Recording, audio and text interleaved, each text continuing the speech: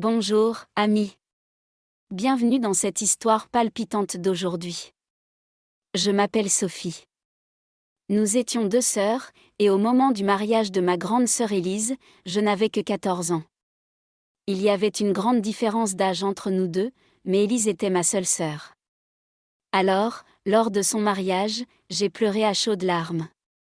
Mon beau-frère Julien, après les adieux, m'a gentiment fait asseoir près de lui, a pris ma main et m'a dit « Sophie, pourquoi pleures-tu autant ? Une belle-sœur, c'est un peu comme une moitié d'épouse, non ? Dès que tu te sentiras seule sans Élise, viens chez nous. » Ces paroles de Julien m'ont énormément réconfortée.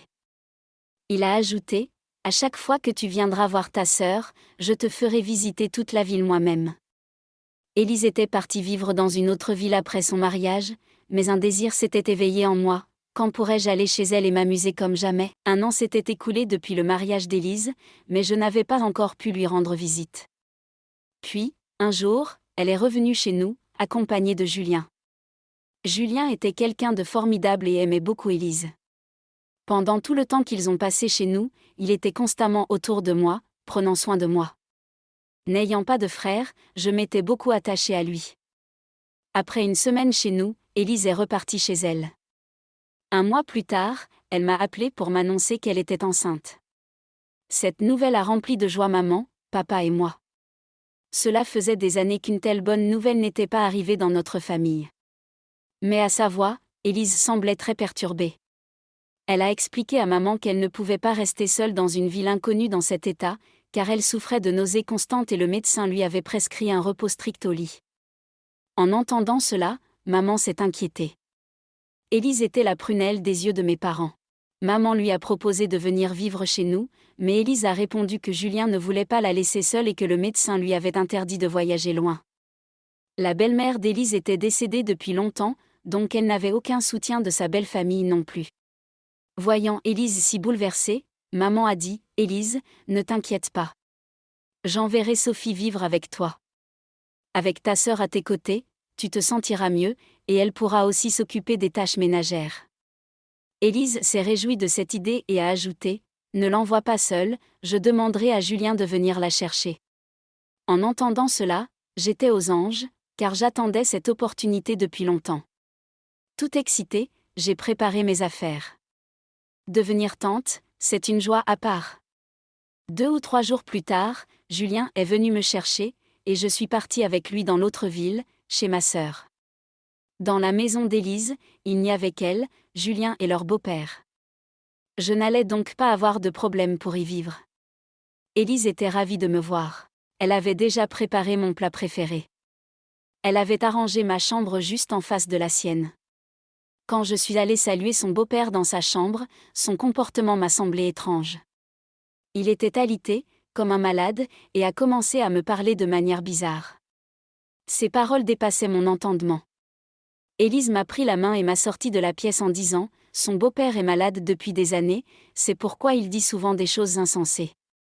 À partir de maintenant, tu n'as pas besoin d'aller dans sa chambre. » Il n'était même pas venu au mariage d'Élise. Le mariage avait été arrangé par un ami de papa. C'était ma première rencontre avec lui, et pour être honnête, j'ai eu très peur.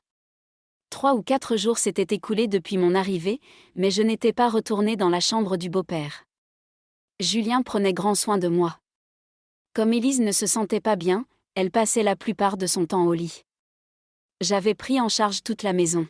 Mais un jour, quelque chose s'est produit qui m'a donné la chair de poule. Après le dîner, alors que je nettoyais la cuisine et rentrais dans ma chambre, j'ai décidé de prendre une douche avant de dormir. Il faisait très chaud, et j'étais trempée de sueur. En entrant dans la salle de bain de ma chambre, j'ai soudain eu l'impression que quelqu'un m'observait. Au début, j'ai pensé que c'était mon imagination. Mais quand mon regard s'est posé sur la petite fenêtre de ventilation, j'ai été pétrifiée, une ombre se tenait là.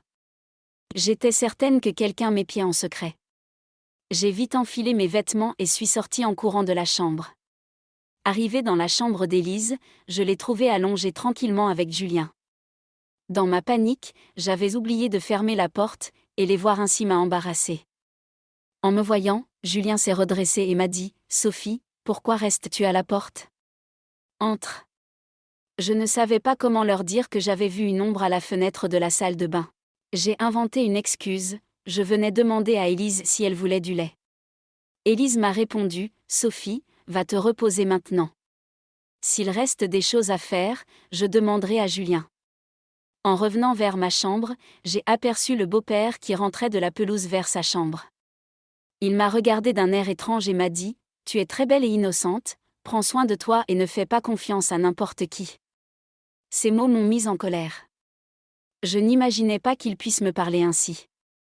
Paniquée, je suis retournée dans ma chambre et j'ai passé la nuit éveillée. Élise m'avait dit que son beau-père était malade et ne quittait pas sa chambre. Alors que faisait-il dehors si tard ? Cette pensée m'a profondément troublée.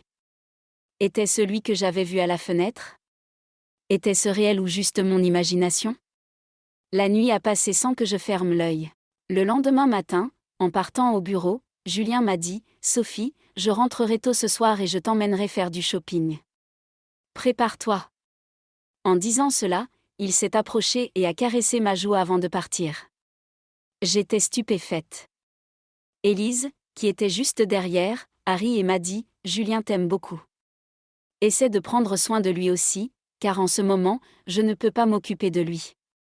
Il est très fatigué. » J'ai répondu, « Ne t'inquiète pas, je m'occuperai bien de lui. » Le soir, je me suis préparée, et Julien m'a emmené faire du shopping. Il m'a gâtée avec plein d'achats, et j'étais ravie. Mais je ne savais pas que cette joie serait de courte durée.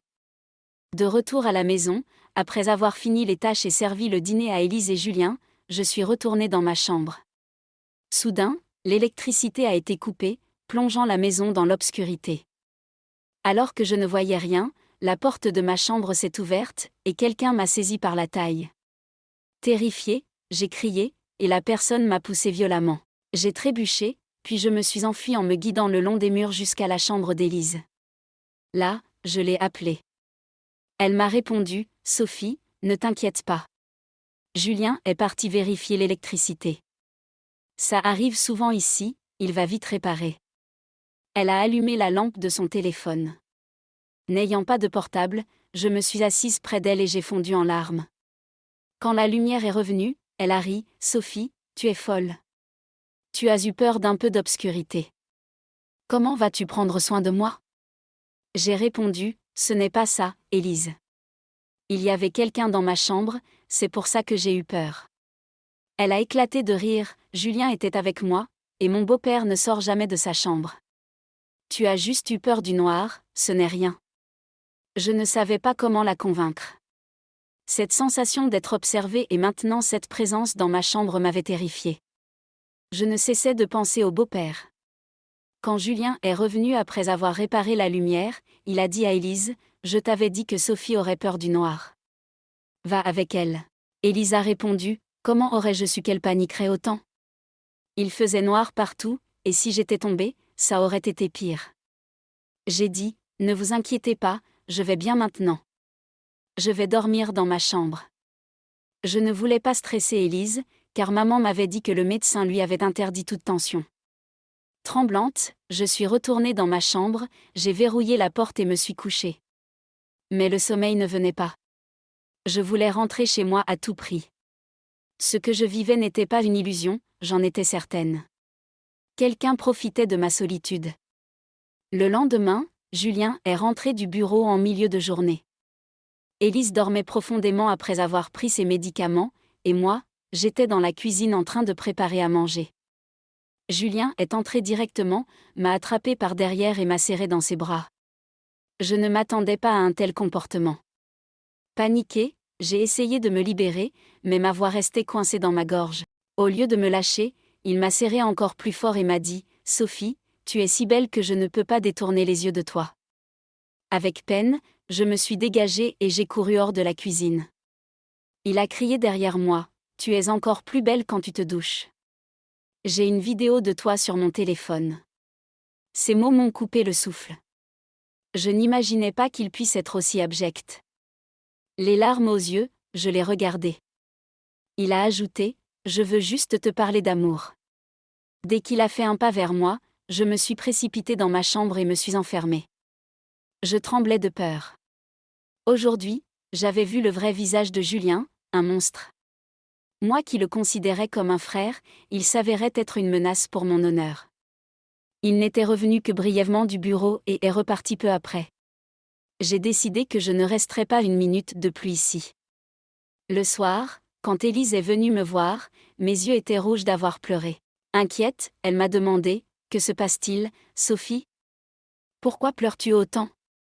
Je lui ai caché la vérité, car elle n'était pas en état d'entendre une chose pareille sur Julien. J'ai dit en sanglotant « Maman et papa me manquent beaucoup.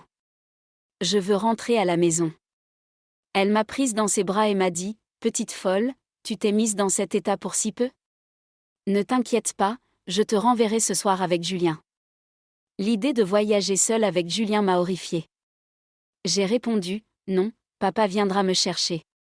Je partirai avec lui. » Élise a souri « C'est une excellente idée, comme ça, je reverrai papa aussi. » Soulagée, j'étais heureuse. Mais alors qu'Élise se levait pour retourner dans sa chambre, un cri strident a retenti. J'ai couru vers elle et l'ai trouvée effondrée près de son lit, se tenant le ventre et hurlant de douleur.